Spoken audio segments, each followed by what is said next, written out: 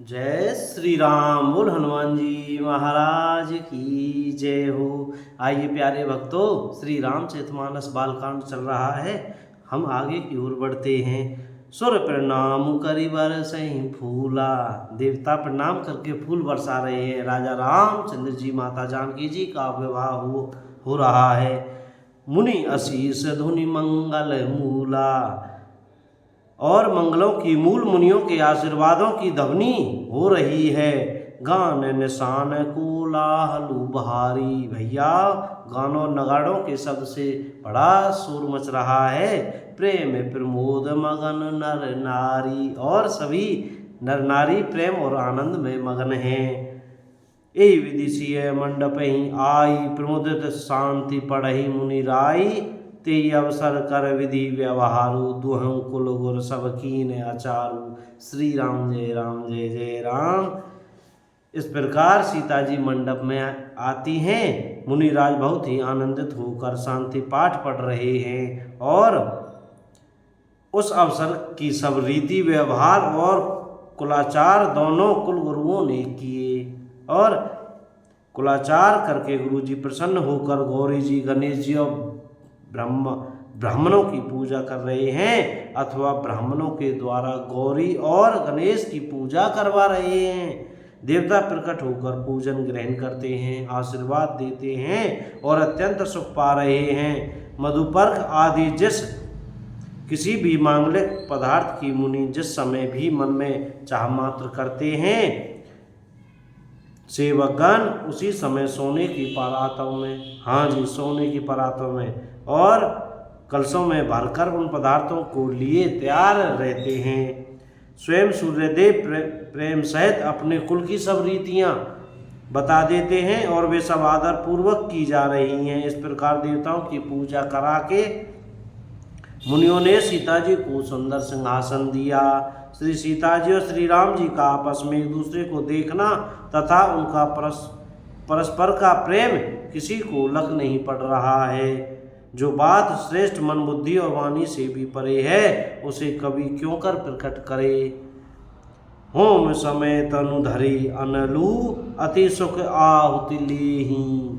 हवन के समय अग्निदेव शरीर धारण करके बड़े ही सुख से आहुति ग्रहण करते हैं और सारे वेद ब्राह्मण का वेश धरकर विवाह की विधियां बताए देते हैं। हाँ जी, जनक पाठ महिषी जग जानी।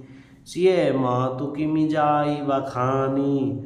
और जनक जी की जगधिख्यात पटरानी और सीता जी की माता का बखान तो हो ही कैसे सकता है। ये सुयश सुकृत पुण्य सुख और सुंदरता सबको बटोर कर विधाता ने उन्हें संवार कर तैयार किया है।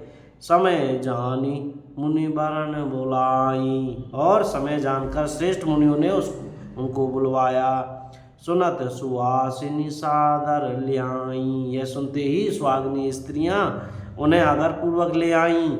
जनक बाम दिशि सोहै सुनैना। और सुनैना जनक जी की पटरानी जनक जी की बाईं ओर और ऐसी सोह रही है मानो हिमाचल के साथ मैना जी शोभित हों। और जय सिया राम। कनक कलश मणिकू पर रूरे। पवित्र सुगंधित और मंगल जल से भरे सोने के कलश और मणियों की सुंदर परातें राजा और रानी ने आनंदित होकर अपने हाथों से लाकर श्री रामचंद्र जी के आगे रखीं। पढ़े वेद मुनि मंगल वाणी। मुनि मंगलवाणी से वेद पढ़ रहे हैं। गगन सुमन झरी अवसर जानी। और सुअवसर जानकर आकाश से फूलों की झड़ी लग गई। बरु बिलो की दंपति अनुरागे। दूल्हे को देखकर राजा रानी प्रेम में मगन हो गए। पाए पुनीत पखारन लागे।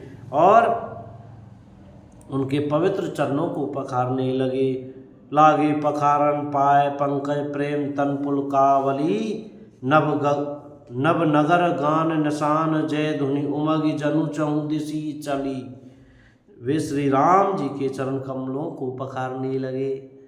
प्रेम से उनके शरीर में पुलकावली छा रही है और आकाश और नगर में होने वाली गान, नगाड़े और जय जयकार की ध्वनि मानो चारों ओर दिशाओं में उमड़ चली।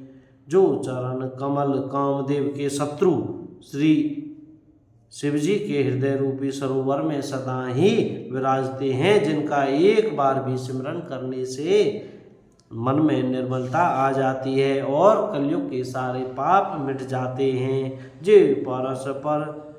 जे परसी मुनि बनीता लहई, गति रही जो पात कमई।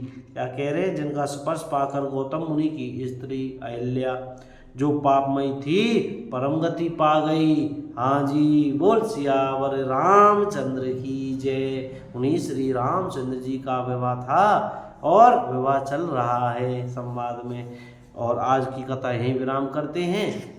एक बार सभी मिलकर जोर से जयकारा लगाएं। बोल हनुमान जी महाराज की जय हो। बोल चमेली वन धाम की जय। बोल सियावर रामचंद्र की जय। अयोध्या धाम की जय। सिया राम।